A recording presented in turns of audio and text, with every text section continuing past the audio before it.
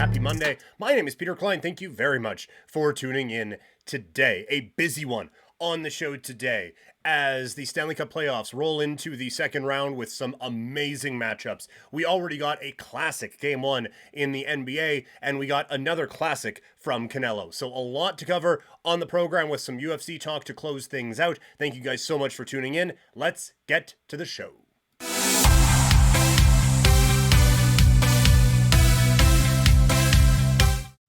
So, the Stanley Cup playoffs roll on with the Florida Panthers taking on the Boston Bruins in Game 1, Round 2 tonight. And looking at this series, anything can happen.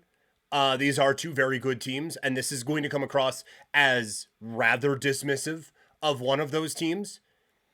I don't see Boston winning this series. You look at the forward group. Florida feels more talented and, quite frankly, deeper.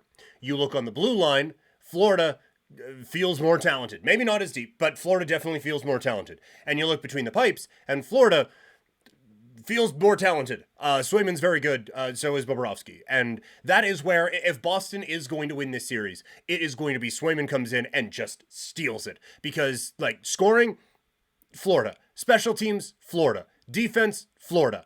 Everything else feels like it is the way of the Florida Panthers, and they are built for this time of year. They have home ice advantage in this series, and I do think that Boston got a very good draw getting Toronto in the first round, and now they have to face what feels like a bit of a juggernaut with a team that made it to the Stanley Cup final a year ago. Feels like they are a bit more complete this time around, and now is a team that can go out and play a style of hockey that the Bruins, I think, were very famous for playing, but they can do it better than Boston can do it now.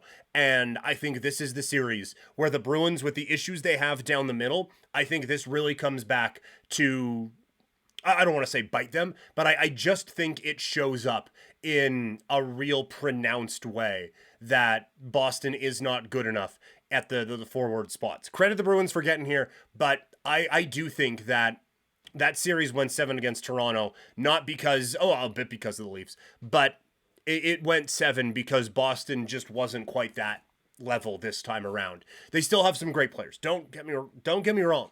This is a very good Boston Bruins team. This isn't a couple of these have felt a little negative on Boston.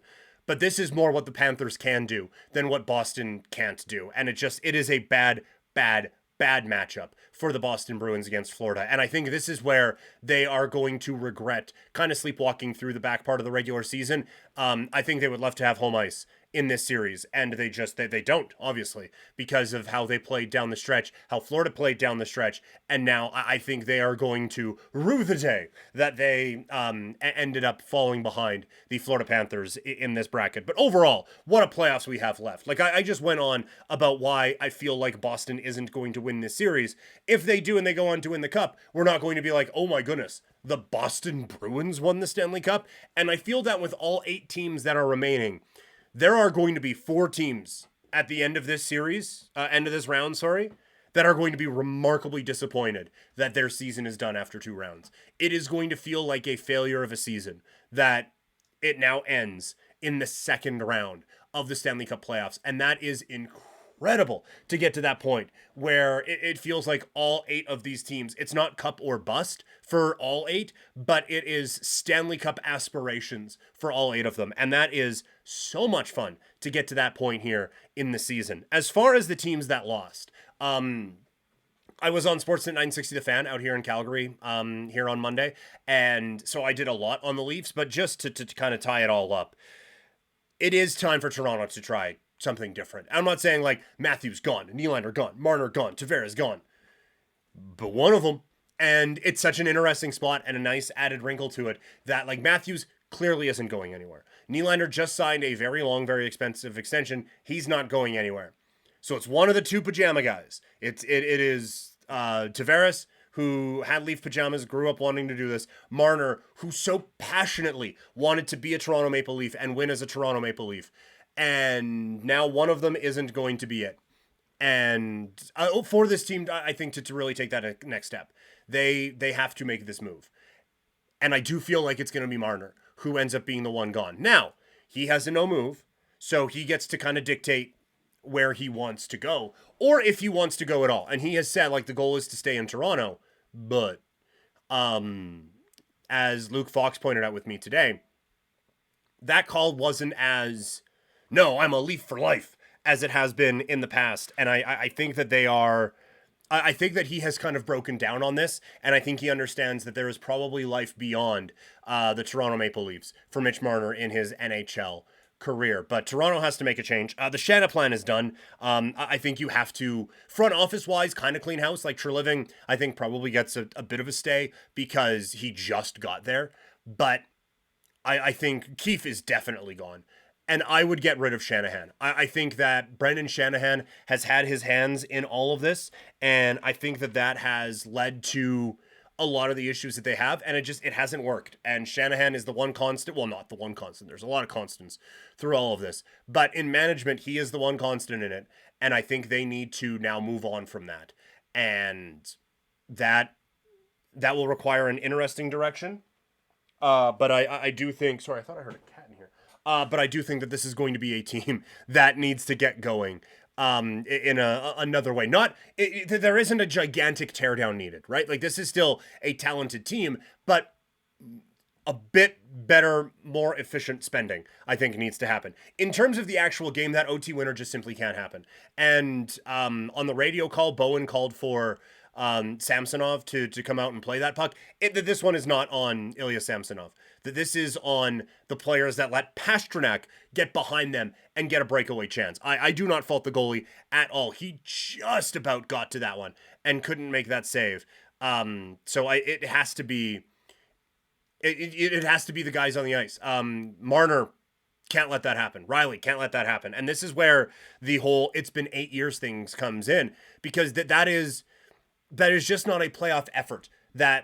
Overtime in Game 7 effort that gets you to allowing that goal to happen.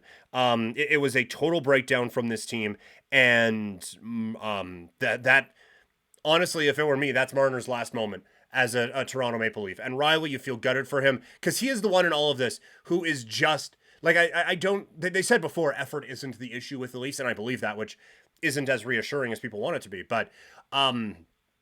With Riley and with Marner, those are the two guys who are just working so hard. Riley can actually channel that energy into strong hockey. Marner, I think that type of pressure just eats him alive.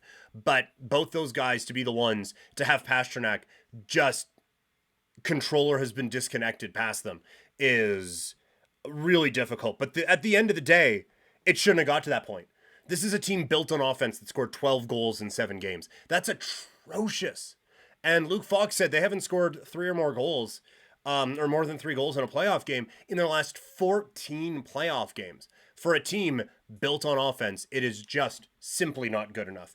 And the Golden Knights thing, we've kind of done that one to death. Not that we haven't done the Leafs to death, but we've done that one to death where, like, look, the whole, oh, well, their guys were injured. What an advantage for them. That goes out the window. They just look bagged at the end of this. And that second goal where Dallas has the cycle going in the corner and Steele knows to go to the front of the net and they know to drop it to Foxa and he knows to shoot. All of that isn't happening on Vegas because they didn't have that continuity throughout the season. Hertl is just playing with Marchessault. I said Aurelio today, that's the best player he's played with in like 5 years. And he has a chance in tight. If he slides it across, Marchessault can use a pool cue and just the puck into the net. But instead, like, he still gets a good chance. It's a backhand from 2 feet away. So it's still an all right chance. But it's just there's that continuity there that they weren't able to build during the regular season, and it ends up costing them. But what an amazing playoff we have left. Dallas against Colorado is going to be remarkable. Vancouver against Edmonton is just going to blow up hockey Twitter. And we already got one good game out of Rangers against Carolina. And that power play is so effective for this Rangers team. Like, they had the one goal, I think it was Trocheck who scored it. 4 passes took all 4 defenders out of the play. That's insanity to me. Like they get it over on the wall, that draws the high defender up. He's out of the play now. So now you're dealing with three. They pass it down low, or they pass it across, and that takes that defender out. Okay, let's get it down low. Now that defender has to come over to Zabinajad, and now it's just wide open in front, and boom, bang, bang, it's in. Like 4 passes took 4 defenders out of the play and left a player wide open in front. It was art what the Rangers are able to do with the puck movement on their power play. 5-on-5, could it be a little bit better? Maybe. But this is a Rangers team that is a real threat. And you saw all the talent they had on display. And we also saw the thing that I talked about in this series, the worry I have for Carolina. I think this is such a talented team. That 4th goal can't happen for Freddie Anderson. And he is the biggest liability, I think, that's left in the playoffs for any team, is that he just isn't on the level that the rest of this Carolina Hurricanes team is. And like that Panarin goal just squeaking through him is a backbreaker, and then to end up losing by 1 is just devastating. And like the other guy's not letting those ones in, so Carolina is in a real difficult spot. I think going up against this Rangers team, it's going to be a hell of a series, and going to be a hell of a postseason, at least a hell of a second round here in the Stanley Cup playoffs. We're in for a good one in basketball too, and it kicked off the other night with an all-time classic.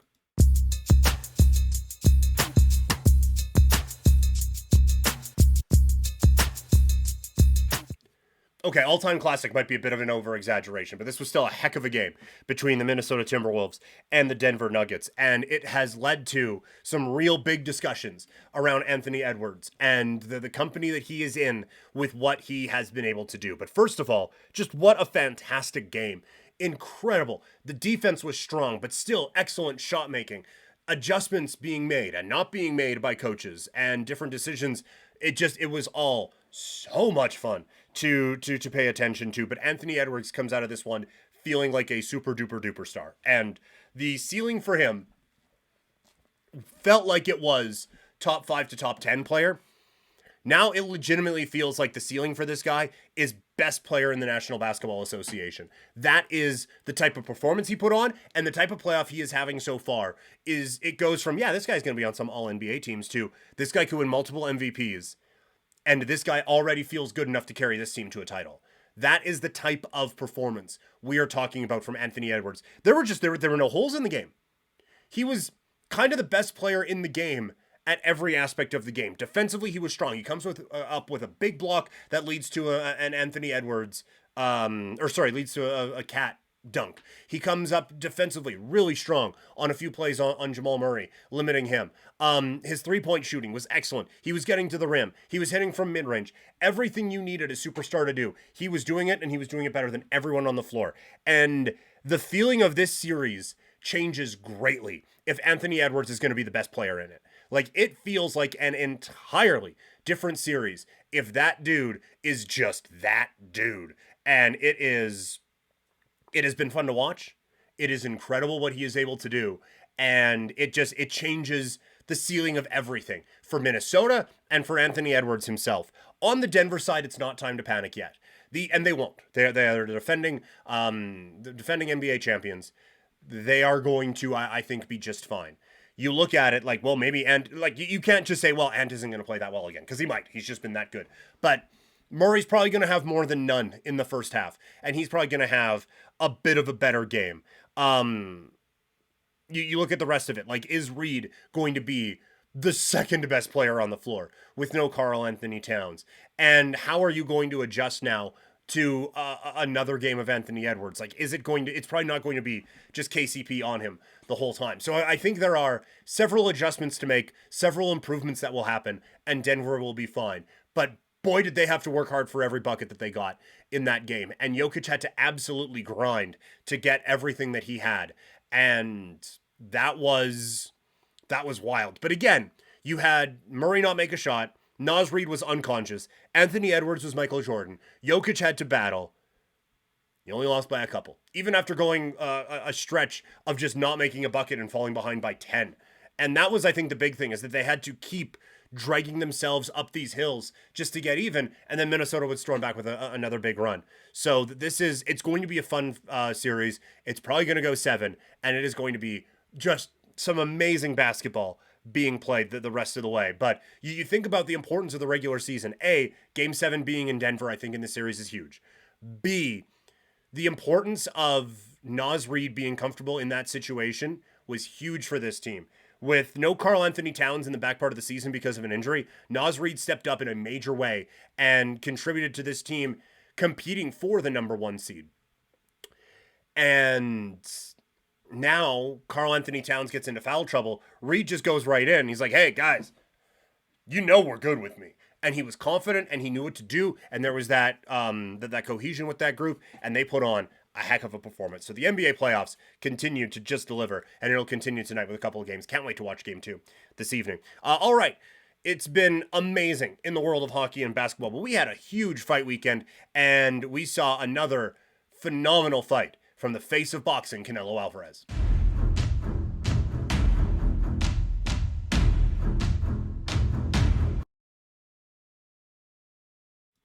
Canelo Alvarez stepped back into the ring for another fantastic fight Cinco de Mayo weekend in Las Vegas, Nevada, picking up a unanimous decision victory in what was, again, a fantastic fight. Munguia put the pressure on Canelo early, and you knew that that was Canelo just downloading the information, figuring out what he has to do. Bit of a slow starter, but he is going to come out and figure out what he needs. And then he lands a devastating shot that ends up dropping Munguia, and it changes the fight right there. And that is when you could see Canelo started to figure things out. And Munguia was bringing it, right? Like this wasn't just like Canelo walking through. Like Munguia had Canelo in trouble a number of different times. And I think he did a whole lot better than the commentary. We got, where I was watching it, we got the DAZN commentary. I know Jim Gray threw to Mauro Ranallo a couple of times. So I'm assuming there was different commentary on different outlets. We got the DAZN commentary, and I think they had a bit of a rough night personally. I haven't totally been a fan of the DAZN presentation just in general. I just love that they put on awesome fights. But it was talking like it was a one-sided beatdown. I thought Munguia was great, and I thought he was winning rounds even down to the end, where that knockdown becomes a really important factor of this fight. But two things really changed this fight. A, Canelo's use of the jab. I thought really, like it, I still want him to use more, and that is a weapon of his that has kind of gone away as the career has gone on. But that was a weapon for him that I thought really started to establish him in this fight. And he started to use that once he started to get that ball rolling. And I don't think that's a coincidence. The other was the big body shots that just, he was able to make Munguia pay in a way that Munguia, I don't know if he just didn't see coming or wasn't anticipating, but god damn did it seem like those hurt a lot. And that was able to kind of slow Munguia down and take some of the zip and some of the life out of those punches and allow Canelo to start to implement his game plan. The counterpunching was there for Canelo, like we had talked about. It really did feel like a vintage Saul performance in Las Vegas. And I think this is massive for Canelo. I think it is massive for the sport. And because I think this now gives Canelo a couple fights to build off of. Like, we had a couple duds in there from Canelo. We talked about it throughout the week. Like, there was some time where people were like, okay, the Canelo thing is done. Like, it's not done. He's always going to be a draw. But let's start focusing on some of the other guys in the sport. And Canelo with the last fight against Charlo, and now this one, just reminded everyone, he isn't just like some washed dude who is just like grasping on to relevancy. This is legitimately the face of boxing and one of the best fighters in the world. And how he was able to figure out the puzzle of Munguia and come away with a tremendous victory was the stuff that only the best can really do. And Munguia said it after, and I believe him 100%. Munguia fights that way against anyone else in the world, and he wins this fight. There is no doubt in my mind. Munguia just happened to be the second best boxer on the planet on May 4th, and he was just stuck in there with the best. And that is an unfortunate spot, but I think he is really going to learn a lot from this. And you think about what this weekend did. This was a really fun action fight, so the stock is going to rise just from that. He felt like a star all weekend. Those crowd reactions at times were 50-50, if not leaning more towards his side. So he comes out of this weekend feeling like a big deal, feeling like he can be a legitimate headliner in this sport. And that is an amazing place for him to be, because he deserves it. He is an amazing action fighter. He can bring the power. He can throw that volume. He doesn't really wear down. He did seem like he was the more wore down of the two by the end, but the cardio was still insane for the output and the power that he is able to throw with. But as that fight goes on, Canelo gets stronger. And now I think you have to go Mexican versus Mexican again. I think you have to go Benavidez. Mexican Independence Day weekend in September. But yeah, just a really, really, really fun fight. I've said before, was rather busy around these parts throughout the weekend, so was not able to watch Backlash yet, and was not able to watch UFC 301. So we'll have more reaction on that as the week goes on. But that's going to do it for the show today, everyone. Thank you so much for tuning in. Remember to subscribe here on YouTube. Make sure you like and leave a comment.